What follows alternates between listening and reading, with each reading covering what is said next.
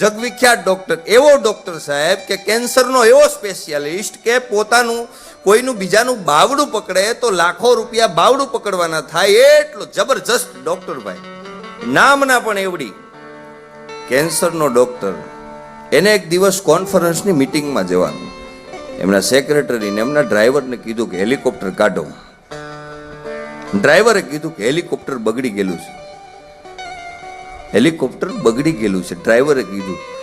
અને મિટિંગની અંદર 2 કલાકમાં પહોંચવાનું હતું. તો કે કઈ રીતે જાવું? એ કે હેલિકોપ્ટર સિવાય કોઈ પણ જગ્યાએ પહોંચાય એમ નથી.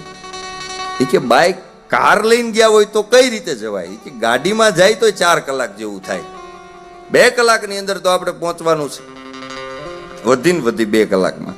પછી ટેકનોલોજીની દુનિયા બહુ છે બાપજી. ઇન્ટરનેટના માધ્યમથી નક્કી કર્યું કે આપણે જીપીએસ દ્વારા નીકળી જાય, જંગલની અંદરથી એક રસ્તો પસાર થયો. આવું એક ડ્રાઈવરે એ ડોક્ટરને સલાહ આપી. જિંદગીમાં કોઈ દિવસ ગાડીમાં ભાગે બે, હેલિકોપ્ટરમાં આવવા જવાનું, અને એમાંય તો જાય તો રોડ ઉપર, હાઈવે ઉપરથી જવાનું. અને એટલી અગત્યની મિટિંગ હતી તો એ ડોક્ટર એગ્રી થઈ ગયા, કાંઈ વાંધો નહીં, જંગલની અંદરથી રસ્તો જાય છે, આપણે જઈએ. કેટલી વારમાં પહોંચી જઈશું? બસ આપણે આપણા ટાઈમે પહોંચી જાઓ. અને સાહેબ સેક્રેટરી, ડ્રાઈવર કમ સેક્રેટરી અને ડોક્ટર, આ 2 જણા જંગલના રસ્તામાંથી પસાર થાય. ધીમો ધીમો ધીમો ધીમો ધીમો ધીમો વરસાદ આવે. જીપીએસથી જેમ જેમ રસ્તો બતાડે, જેમ જેમ રસ્તો દેખાય એમ નીકળતા જાય. 1 કલાક 1.5 કલાક થઈ. જંગલમાંથી બહાર નીકળીને ઠેકાણે પહોંચવાની તૈયારીમાં 1.5 કલાકમાં પણ વરસાદ જેવું વાતાવરણ હતું. વાતાવરણ આખું બગડી ગયેલું. સમય એવો આવ્યો, 1.5 કલાક થઈ. પોતાના મોબાઈલમાંથી જીપીએસ બતાવવાનું બંધ કરી દીધું. પછી ડોક્ટરને કીધું કે હવે જેમ તમને રસ્તો દેખાય એમ આગળ લેતા જાઓ.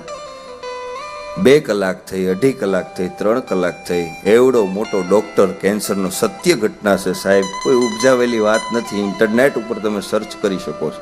ઈશ્વરના પ્રમાણ કેને કહેવાય, વિશ્વાસ કેને કહેવાય, શ્રદ્ધા કોને કહેવાય, ઈશ્વર તરફનો આપણા પ્રત્યેનો પ્રેમ કેને કહેવાય, કરુણા કેને કહેવાય, એની વાત કરું છું.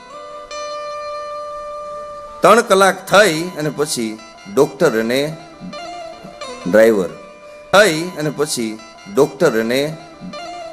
ડ્રાઈવર રસ્તો મળે નહીં. પછી ડોક્ટરે ડ્રાઈવરને કીધું એક કામ કરો, હવે પાછા આપણે ઘરે જઈએ. કે કેમ? મીટિંગમાં તો હવે જવાય નહીં, મીટિંગમાં તો કેન્સલ થઈ ગયું, આપણે પાછા ઘરે નીકળી. એની ગાડી એના રસ્તે પાછી વાળે છે ડ્રાઈવર. ડોક્ટર બાજુ બેઠા છે. 4 કલાક 5 કલાક 6 કલાક થાય. સાહેબ જે રસ્તેથી આવ્યા એ રસ્તેથી ફરી પાછા જાય છે, છતાં પણ એને રસ્તો મળતો નથી. યાદ રાખજો મિત્રો, ઘરેથી બહાર નીકળી આપણી ઈચ્છાથી શકી, પણ આપણે જ્યાં પહોંચવું હોય ને એ એની ઈચ્છા હોય ને તો ત્યાં પહોંચી શકીએ. સાહેબ કમાઈ આપણે શકી, પણ માણવું હોય ને તો એ પરમાત્માની ઈચ્છા જોઈએ. માણવાનો હક આપણો નથી. કમાઈ શકીએ આપણે. દુનિયાના સિકંદર અડધી દુનિયા ઉપર રાજ કરતો હતો, પણ માણી તો એટલું જ શીખો જેટલી પરમાત્માની કૃપા હતી. એમ જે રસ્તેથી આવ્યા તો ખરી ડોક્ટર, પણ પાછી રિવેશ ગાડી મારી, રસ્તો મળે નહીં. અને વાતની શરૂઆત હવે થાય. વાતમાં જીવ હવે પુરાય, રસ્તો મળે નહીં. 6 થી 7 કલાક આ 2 વ્યક્તિ એવા ભટકા, જેમ ભૂખું કૂતરું શહેરીમાં આટા મારતું હોય એમ આ 2 જણા જંગલમાં ખોવાણા. અને પછી ડોક્ટરે કીધું કે ડ્રાઈવર એક કામ કર ભાઈ, હવે પાછું નથી જવું. મીટિંગની પણ ચિંતા છોડી દે. સવારથી નીકળ્યા છે, કાંઈ ખાધું નથી, પેટમાં આગ લાગી છે, ભૂખ લાગી.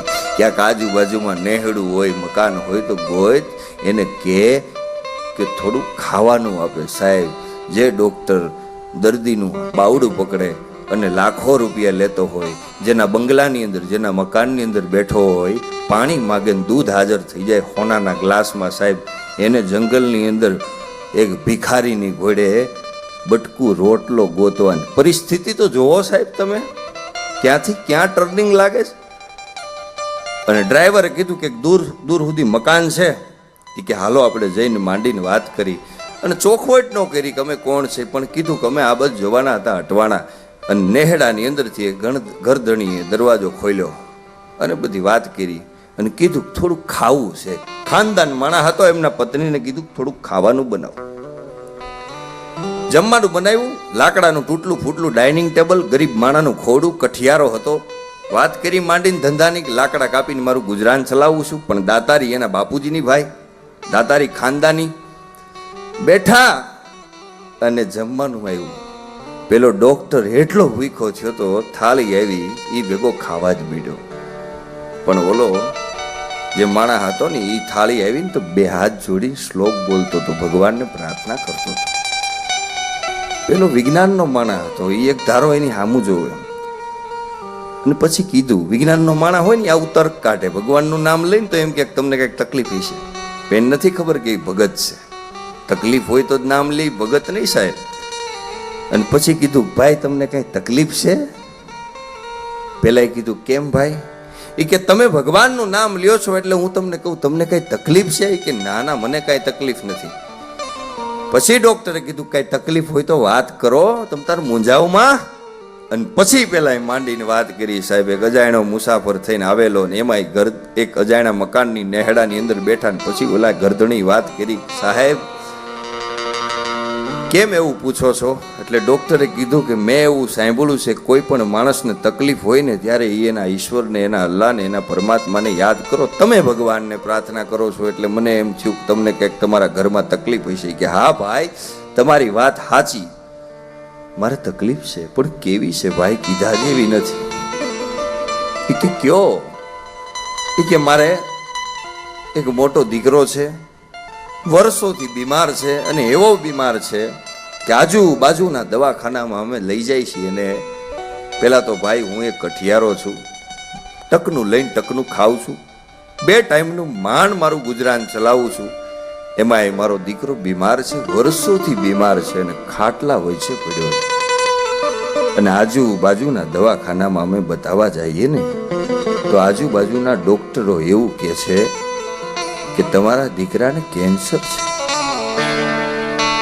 અને અમે એમ કહીએ છીએ કેન્સર હોય તો તમે એનો ઈલાજ કરો, પૈસા અમે ધીમે ધીમે કરીને તમને આપી દઈશું નાના નાના દવાખાના વાળાને, અમે એમ કહીએ છીએ.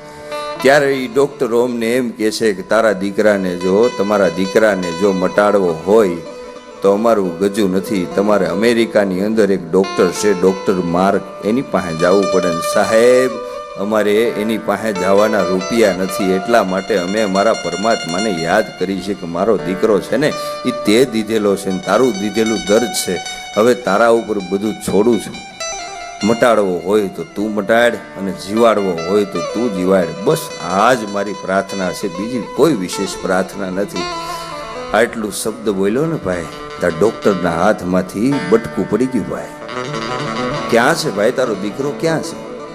અંદરની રૂમમાં લઈ ગયા, બાવડું પકડ્યું, બાવડું પકડીને કીધું કે તારા દીકરાને મારી ગાડીમાં નાખી દે. કે કેમ? કે તું જે પરમાત્માને પ્રાર્થના કરશો ને ભાઈ, એ તારો પરમાત્મા કેવો છે, કોણ છે એ મને ખબર નથી. એ તારા પરમાત્માએ મારું હેલિકોપ્ટર ખરાબ કર્યું, એ તારા પરમાત્માએ મને જંગલના રસ્તે ભૂલો પાડ્યો, અને એ તારા પરમાત્માએ તારા નેહડે આવીને મને ઊભો રાખી દીધો. મારું નામ ડોક્ટર માર્ક છે ભાઈ, હું પોતે ડોક્ટર માર્ક. અને નાખી